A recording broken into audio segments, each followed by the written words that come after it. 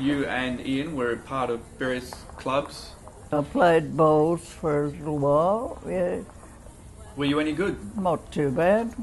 I played off for the women's championship one year. I got within 1 point of it.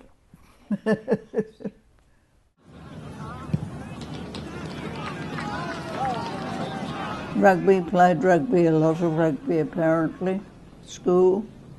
Did you ever play it once you got here? He played during the Depression. There was a bit of a team in Harvey. Pretty rough and ready it was too.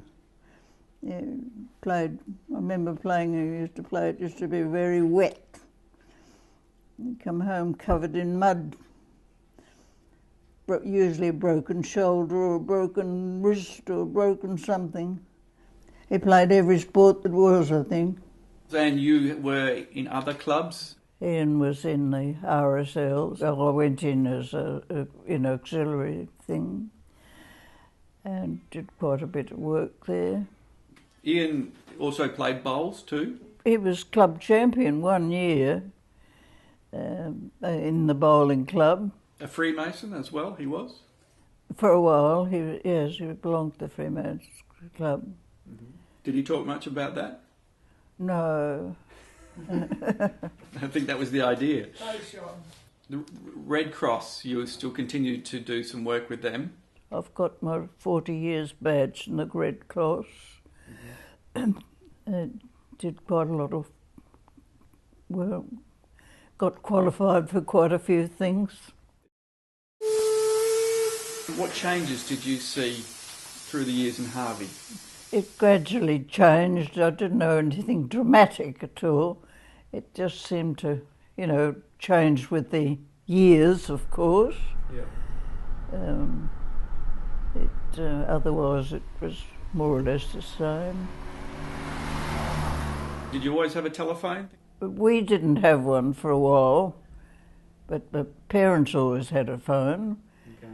But then I got the phone when Ian was ill, actually.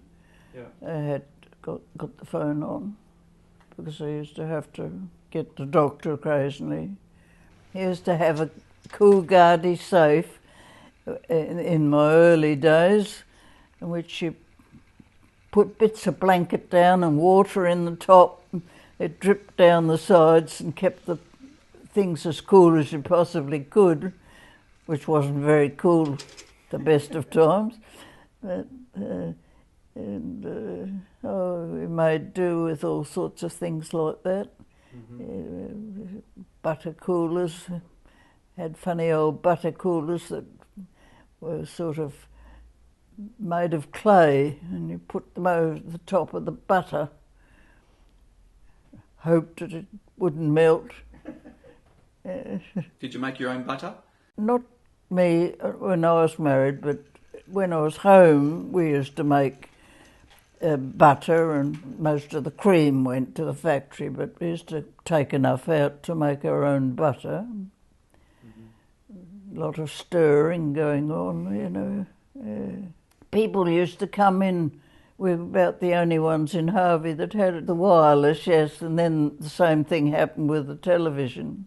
We had television right from when it first came in. We did have those kind of things when they came in. Dad always got things that came in to date.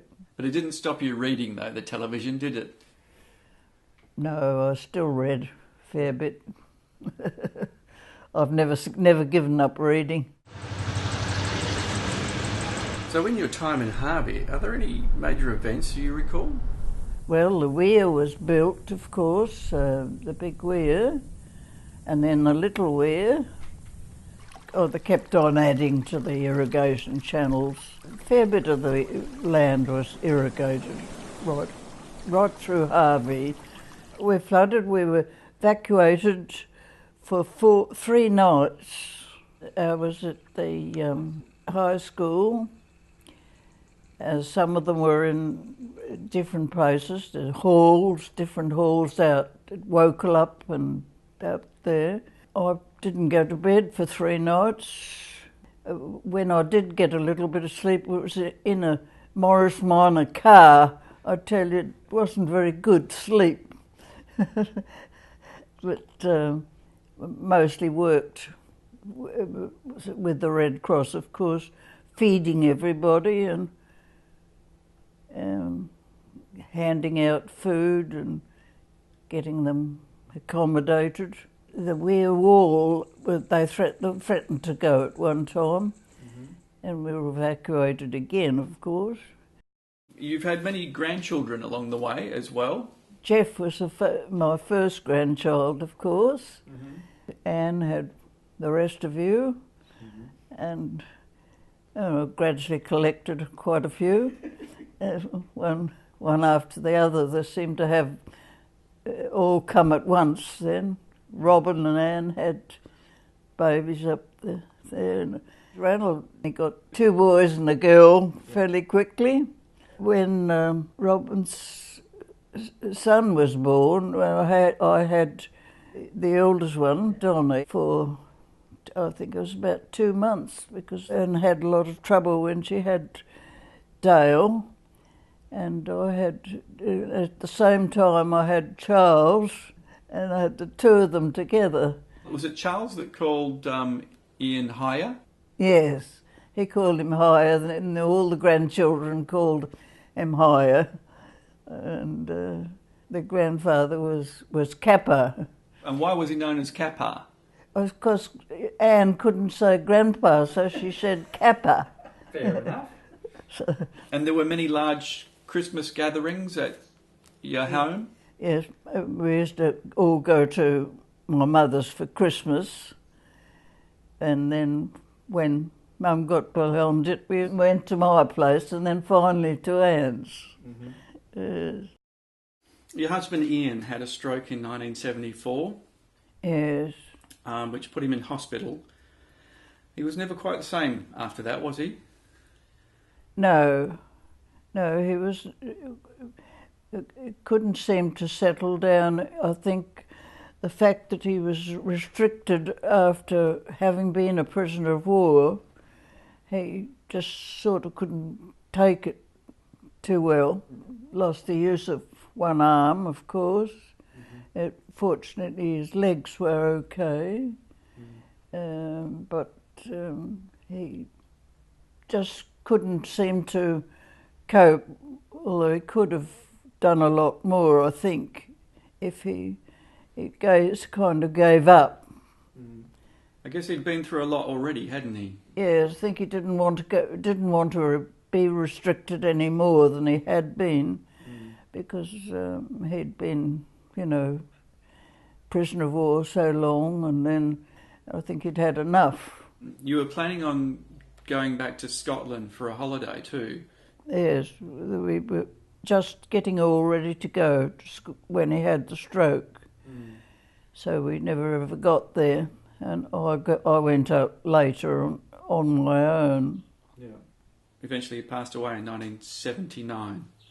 April 79, just before Anzac Day. So I had 2 years, I think, on my own, and then they persuaded me to come up here, and I had seen these units being built when I was staying up with Anne, and Jim brought me round to have a look, and we actually had a look in this unit through the window.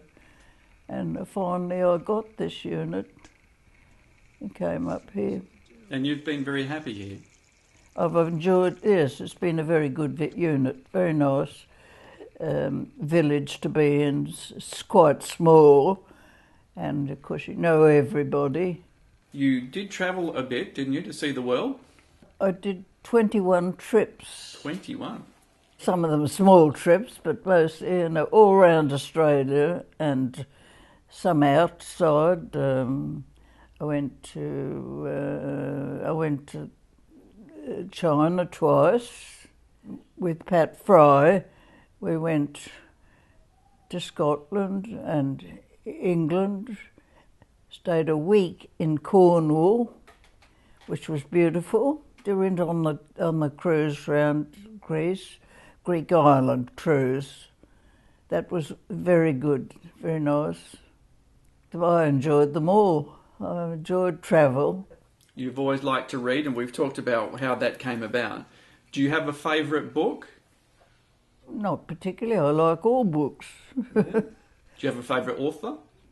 No, I can read pretty much anything.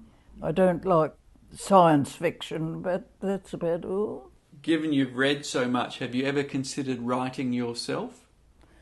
Oh, I had a couple of little goes, but never got anywhere much. And you've liked word games? I played Scrabble and do crosswords. I do the cryptics and things like that. You've seen a lot in your lifetime. What are the most significant things that you remember? Well, the wars, of course. Depression years, and things like floods and all those, and droughts. They were pretty grim at times. I seem to have been through the lot. And how do you feel at 99? Yes, I don't ever very rarely feel ill. Yep. I've had a few things wrong with me, but I forget them. What's been important to you about your life? I don't know.